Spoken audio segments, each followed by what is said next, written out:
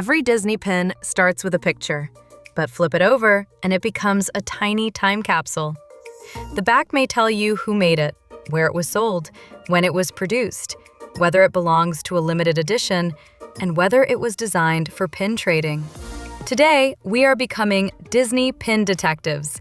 We will study the front, decode the back, spot useful authenticity clues, and bust the myths that fool even experienced collectors. Keep one rule in mind from the beginning. Every mark is a clue, but no single clue is a certificate. Start with the front. Identify the character, attraction, park, event, or series. Look for words, dates, tiny logos, and repeated design language that connects several pins. Some pins use smooth, level, hard enamel. Others use soft enamel, where the colored areas sit lower than the metal lines. Pins can also spin, slide, dangle, light up, or include fuzzy and rubber pieces. Those features help you describe a pin. They do not prove where it came from. Now inspect the artwork. Are the eyes crisp? Do the colors make sense? Are the letters clean? Is the metal separating each color where it should? A strange detail is a reason to look closer, not a verdict. Now, flip it over. This is where detective work begins. First, look for the Disney copyright mark. Current Walt Disney World trading rules say an eligible pin must be metal and carry a Disney copyright. But counterfeiters can copy that mark, so it is a starting clue, not proof. Next, find the source or maker. You might see Disney Parks, a particular resort, Walt Disney Imagineering, Disney Studio Store Hollywood, Loungefly, or another licensed company. Then, find the edition. Open edition means production could continue until the design was retired. Limited release means it was offered for a limited period.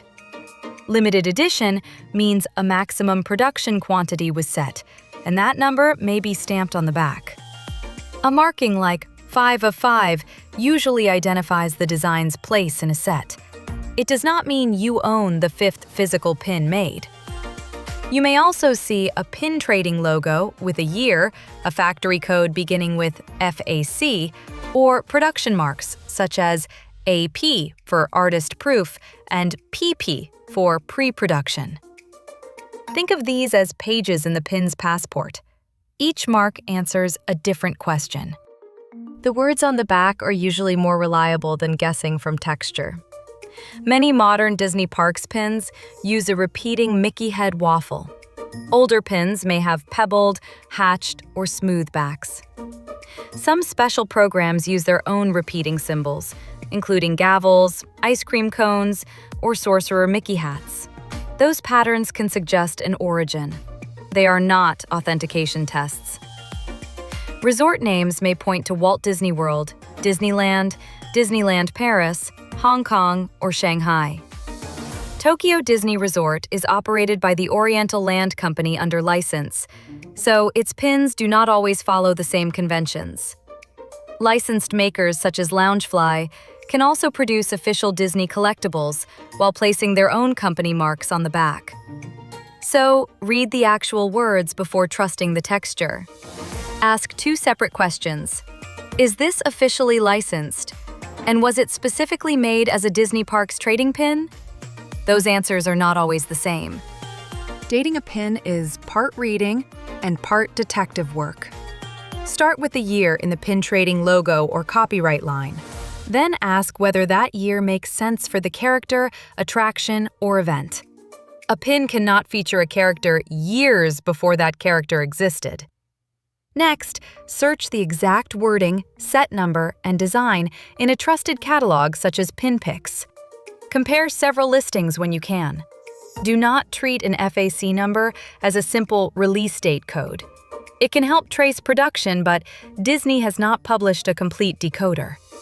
A pin may be manufactured before its store release. Some designs may also be produced again later. The honest answer is sometimes a date range, not one exact year. Good detectives do not force certainty where the evidence does not support it. Here is the most important lesson. Unusual does not automatically mean fake.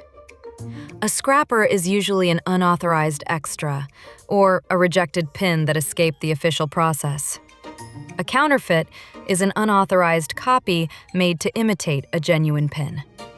A fantasy pin is fan-made and was never an official Disney product. Those are different categories.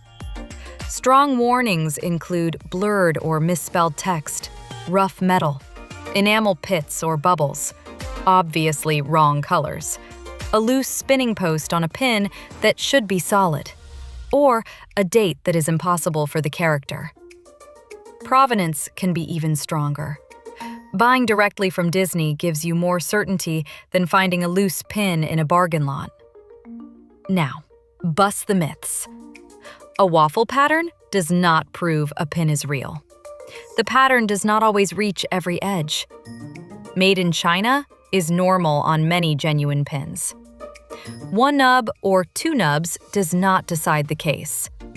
Weight alone does not decide it.